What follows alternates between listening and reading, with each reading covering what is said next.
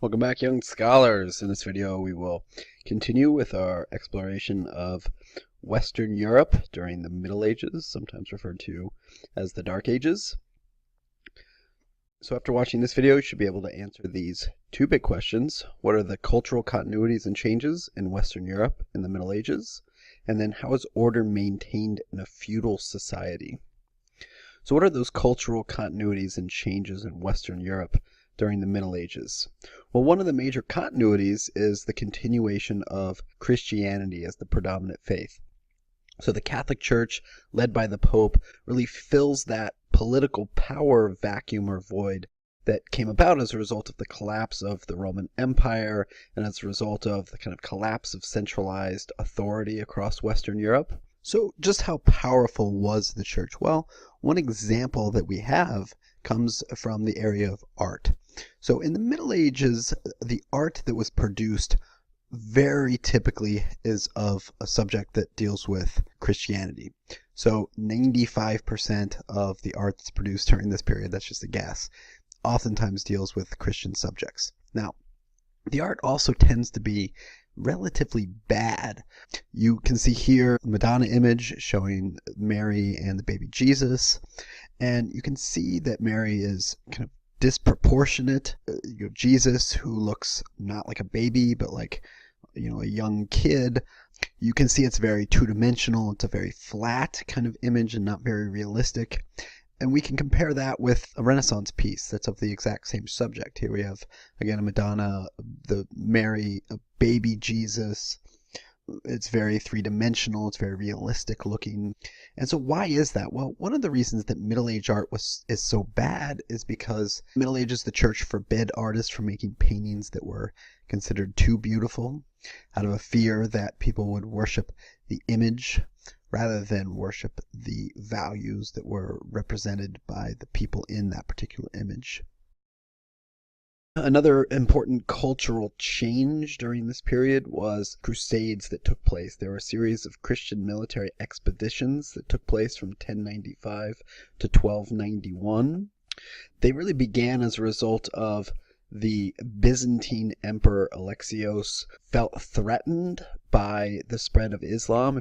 And so the Byzantine Emperor basically asked for help from Pope Urban II. So Pope Urban II calls upon all the Christians of Western Europe to retake the Holy Land of Jerusalem from the Muslims. Now, in the process, this also would take some of the pressure off of the Byzantines in Constantinople right here, as we see the Seljuk Turks beginning to expand, push Islam into the Anatolian Peninsula. So here's what Pope Urban II called for. All who die by the way, whether by land or by sea or in battle against the pagans, shall have immediate remission of sins. So basically, anyone who went on these crusades would ultimately be forgiven of any sins, even if in the process they had to kill. And so therefore, the consequence of this is these became very bloody battles and very bloody struggles between Christians and Muslims. And so the Pope is essentially promising to these crusaders forgiveness for their sins. This is known as an indulgence. And many people who critique the crusade say, well, this basically just gave them the go-ahead to engage in all kinds of heinous, atrocious acts and be absolved for their sins, and in doing so. But the ultimate effect of this is that the Crusades led to centuries of mistrust between Christians and Muslims. This also led to centuries of mistrust between Roman Catholics and Eastern Orthodox Christians, because during the Fourth Crusade, instead of attacking the Holy Land to regain the Holy Land, the Crusaders actually went to Constantinople and attacked the city of Constantinople, laid siege to it, and ultimately, came back to Europe with some spoils of that attack, these being the 4 horses that are in St. Mark's Cathedral in Venice that used to belong on the Hippodrome in Constantinople. So ultimately, the Crusades are going to fail.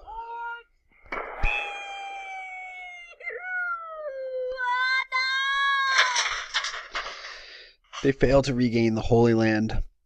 And so from that perspective, they don't have lasting significance in terms of leading to a great cultural transformation in the Middle East.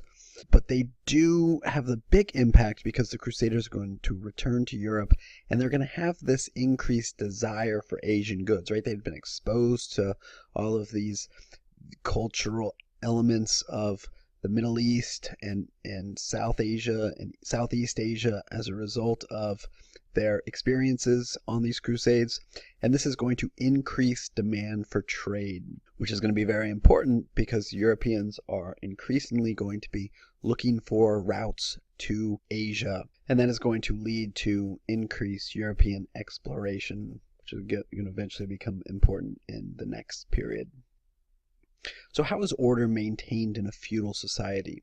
So if we stop and think about with the sort of political breakdown of authority in Western Europe, with the collapse of the Roman Empire, we have really this void that has come into existence. And we have increasingly decentralized rule. So anyone who's ever played with the Castle Lego set probably understands a little bit about feudalism. The definition for feudalism is it's a social system that's made up of a series of reciprocal relationships. So when ultimately there's no central authority to provide protection to people and to provide for their basic needs, instead people turn to this series of reciprocal relationships. And this is kind of the default condition, if you will, for human societies. So at the top of the feudal pyramid, we have the king, the queen, and the royal family. Below them, we have these nobles, which can include a very complex system of dukes, counts, earls, barons. Below the nobles, we have the knights. Below the knights, we have the serfs or the peasants. There wasn't actually a significant amount of slavery during the Middle Ages in Europe. They relied more on serfdom as a form of coerced labor. Every one of these different groups had these different relationships, these reciprocal relationships. The peasants would have relationships with the nobles. So here's what the king would do. The king would give to the nobles land, which is known as a fief. So the kings give land fiefs to nobles. The nobles then in turn would give a smaller portion of that fief to their knights. They would also give to their knights food, armor, weapons, horses. The nobles would also allow for the serfs or peasants to work the rest of that fief. They would give them a small area to farm. They would provide protections to the serfs. And they would also allow the serfs to keep a small portion of their crops. Now, in return, the nobles would give to the king their loyalty, and they would also offer protection in the event that there was an attack on their kingdom. The knights then would provide to the nobles loyalty and protection as well in the event of an attack. And then finally, the serfs would give to the nobles their labor. They would also have to pay taxes to the noble lord in the form of crops. And so that's how society organized itself. So feudalism is a way to understand how society would organize itself in order to satisfy the two most basic needs, which is food, the production of food, and also protection in a society where there's no real centralized order. We're going to see similar feudal societies form in other places where there is a lack of centralized authority, like Japan, for example. Now, in terms of the economic characteristics of the Middle Ages, one of the unique things that formed were these guilds, these association of craftsmen who controlled the price, the quantity, and the quality of goods that were produced. So, for example, these various towns or villages would have shoemakers, and they would be responsible for making shoes. And so they essentially decided, all right, how many shoes should we produce? What quality should the shoes be? And what price should we sell them at? And so there was a lot of control by these guilds over the production and allocation of goods. And this is a real precursor to our modern day labor union, right? These association of people who all have these skills in a certain craft who get together to try their best to create some control over the price, quality, and quantity of goods. Now, in the guilds, women were increasingly excluded. So there were certain jobs that would have been performed by women that were increasingly being transferred over to guilds, and women were increasingly being excluded from the guilds.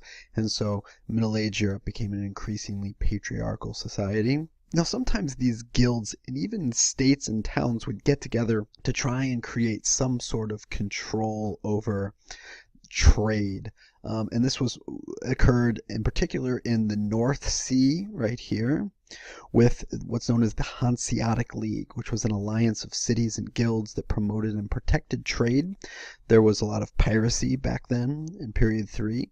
And so this Hanseatic League was designed to basically create that sort of centralized authority and control to ensure that trade was protected and it was facilitated. And so this is going to be really a precursor to some of the trade alliances that are going to form even in the 20th and 21st century with groups, for instance, like the European Union or NAFTA, these regional trade agreements. Something very similar occurred back in period 3 with the formation of the Hanseatic League. So as a result of watching this video, you should be able to answer these 2 big questions. First, what are the cultural continuities and changes in Western Europe during the Middle Ages? And second, how is order maintained in a feudal society? Thanks for watching. During the Middle Ages. Well, one of the major continuities is the continuation of Christianity as the predominant faith.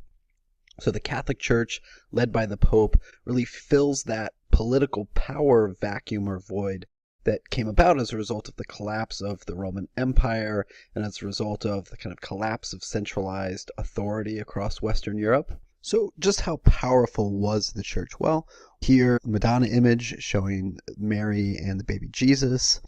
And you can see that Mary is kind of disproportionate. Jesus, who looks not like a baby, but like, a young kid. You can see it's very two-dimensional. It's a very flat kind of image and not very realistic. And we can compare that with a Renaissance piece that's of the exact same subject. Here we have, again, a Madonna, the Mary.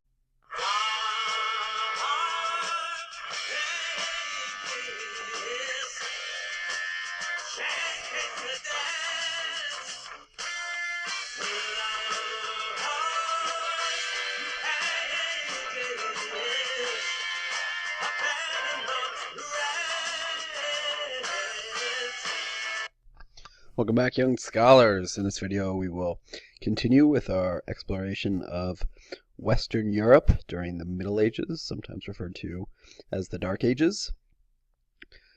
So after watching this video, you should be able to answer these 2 big questions. What are the cultural continuities and changes in Western Europe in the Middle Ages? And then how is order maintained in a feudal society? So what are those cultural continuities and changes in Western Europe? One example that we have comes from the area of art. So in the Middle Ages, the art that was produced very typically is of a subject that deals with Christianity. So 95% of the art that's produced during this period, that's just a guess, oftentimes deals with Christian subjects. Now, the art also tends to be relatively bad. You can see